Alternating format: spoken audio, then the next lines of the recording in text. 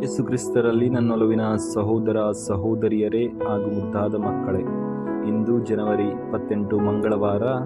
ಇಂದಿನ ಶುಭ ಸಂದೇಶ ಮಾರ್ಕ 3:31-35. ಇಂದಿನ ಶುಭ ಸಂದೇಶದಲ್ಲಿ ಪ್ರಭು ಯೇಸು ಕ್ರಿಸ್ತರು, ನಾವು ದೇವರ ಚಿತ್ತವನ್ನು ನಮ್ಮ ಜೀವನದಲ್ಲಿ ಪಾಲಿಸಿದರೆ ನಾವು ಪ್ರಭು ಯೇಸು ಕ್ರಿಸ್ತರ ಕುಟುಂಬದ ವ್ಯಕ್ತಿಗಳಾಗಬಹುದು. ಪ್ರಭು ಯೇಸು ಕ್ರಿಸ್ತರ ಸಹೋದರ ಸಹೋದರಿ ತಾಯಿಯಾಗುವಂತಹ ಭಾಗ್ಯ ದೊರಕುತ್ತದೆ ಎಂದು ಇಂದಿನ ಶುಭ ಸಂದೇಶದಲ್ಲಿ ಪ್ರಭು ಯೇಸು ಕ್ರಿಸ್ತರು ನಮಗೆ ಆಶ್ವಾಸನೆಯನ್ನು ನೀಡುತ್ತಿದ್ದಾರೆ. ಮಾತೆ ಮರಿಯಳು ತನ್ನ ಚಿಕ್ಕ ವಯಸ್ಸಿನಿಂದ ತನ್ನ ಕೊನೆಯ ಜೀವನದ ಗಳಿಗೆಯವರೆಗೂ ದೇವರ ಚಿತ್ತವನ್ನು ಮಾಡುವುದರ ಮೂಲಕ ಪ್ರಭು ಯೇಸು ಕ್ರಿಸ್ತರ ದೇವರ ತಾಯಿಯಾದಳು. ಕೇವಲ ಪ್ರಭು ಯೇಸು ಕ್ರಿಸ್ತರಿಗೆ ಜನ್ಮ ನೀಡುವುದರ ಮೂಲಕವಲ್ಲ, ಬದಲಾಗಿ ದೇವರ ಚಿತ್ತವನ್ನು ಎಸಗುವುದರ ಮೂಲಕ ಆಕೆ ನಿಜವಾಗಿಯೂ ದೇವರ ತಾಯಿಯಾದಳು.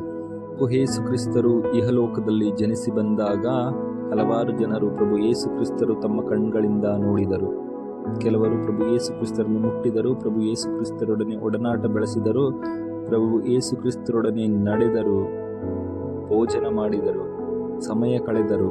ಅದರಲ್ಲಿ ಕೆಲವರು ಮಾತ್ರ ಪ್ರಭು ಯೇಸು ಕ್ರಿಸ್ತರ ಅಥವಾ ದೇವರ ಚಿತ್ತವನ್ನು ಪಾಲಿಸುವುದರ ಮೂಲಕ ಪ್ರಭು ಯೇಸು ಕ್ರಿಸ್ತರ ಕುಟುಂಬದ ವ್ಯಕ್ತಿಗಳಾದರು. ಪ್ರಿಯರೇ, ಯೇಸು ಕ್ರಿಸ್ತರನ್ನು ಕಣ್ಣಾರೆ ನೋಡುವಂತಹ ಭಾಗ್ಯ ನಮಗೆ ಸಿಗದಿದ್ದರೂ ಇಂದು ಪ್ರಭು ಯೇಸು ಕ್ರಿಸ್ತರು ನಮಗೆ ತಿಳಿಸುತ್ತಿದ್ದಾರೆ, ದೇವರ ಚಿತ್ತ ಪಾಲಿಸಿದರೆ ನಾವು ದೇವರ ಕುಟುಂಬದ ವ್ಯಕ್ತಿಗಳಾಗಬಹುದು ಎಂದು. ಆದ್ದರಿಂದ ದೇವರ ಚಿತ್ತವನ್ನು ನಮ್ಮ ಜೀವನದಲ್ಲಿ ಎಸಗುವುದರ ಮೂಲಕ ನಾವು ಪ್ರಭು ಯೇಸು ಕ್ರಿಸ್ತರ ಕುಟುಂಬದ ವ್ಯಕ್ತಿಗಳಾಗೋಣ, ಇತರರಿಗೆ ಮಾದರಿಯಾಗೋಣ.